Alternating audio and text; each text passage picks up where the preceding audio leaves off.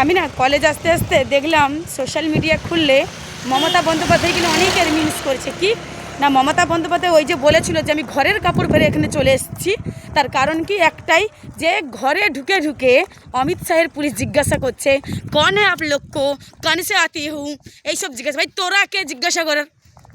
হ্যাঁ, তারপর দেখলাম যে বঙ্গভবনটাকে পুরো পুলিশ দিয়ে ঘিরে রেখে দিয়েছে। মমতা বন্দ্যোপাধ্যায় যাতে না যেতে পারে তার জন্য বড় বড় গাড়ি, দিল্লি পুলিশ এইসব দিয়ে ঘিরে দিয়েছে।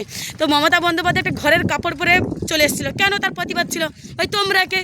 দিল্লি পুলিশ জিজ্ঞাসা করার কে ওখানে যে আপনারা কোথা থেকে এসেছেন? তো সেটাকে নিয়ে আমাদের বাংলার কিছু অপদার্থ সোশ্যাল মিডিয়ার বিজেপি কর্মী থেকে শুরু করে সুকান্ত মজুমদার, তারপরে আছে শুভেন্দু অধিকারী, বিকাশ রঞ্জন, হ্যাঁ, থেকে প্রচুর ছেলেমেয়েরা মমতা বন্দ্যোপাধ্যায় নিয়ে হাসাহাসি করছে।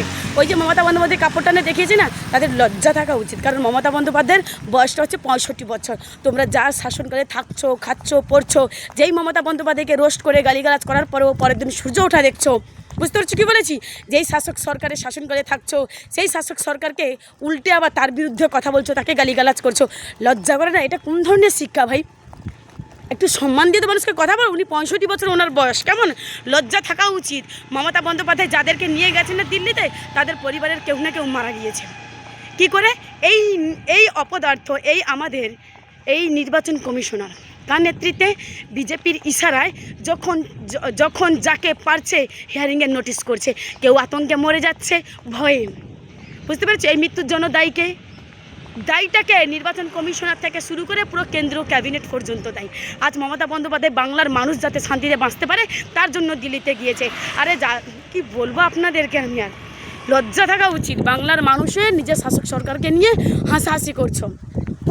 আজ হাসছো, ঠিক আছে, দেখলে তো? তবে তো মমতা বন্দ্যোপাধ্যায় দিল্লির মাটিতে পা দিয়েছে, তাতেই তার এখনও পর্যন্ত মমতা বন্দ্যোপাধ্যায় দিল্লি থেকে ফিরেনি বাংলায়। তাতেই বাংলার মানুষের কাছে ফোন চলে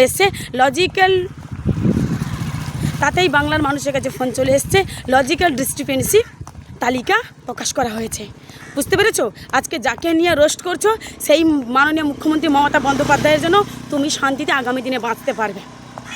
বুঝলে? তৈরি থাকুন যারা আজকে মমতা বন্দ্যোপাধ্যায়কে নিয়ে রোস্ট করছেন, যে দলের আজকে দালালি করছেন কিছু পয়সার জন্য। একদিন আপনাকে ওই মুখ দিয়ে স্বীকার করতে হবে যে মমতা বন্দ্যোপাধ্যায়কে নিয়ে আপনি খুবই গর্বিত। দিল্লির গদি তো বাংলা ছিনিয়ে নেবে। তৈরি থাকুন। মমতা বন্দ্যোপাধ্যায় সেরকম তার হাজার হাজার কর্মীকে তৈরি করে দিয়ে যাচ্ছে।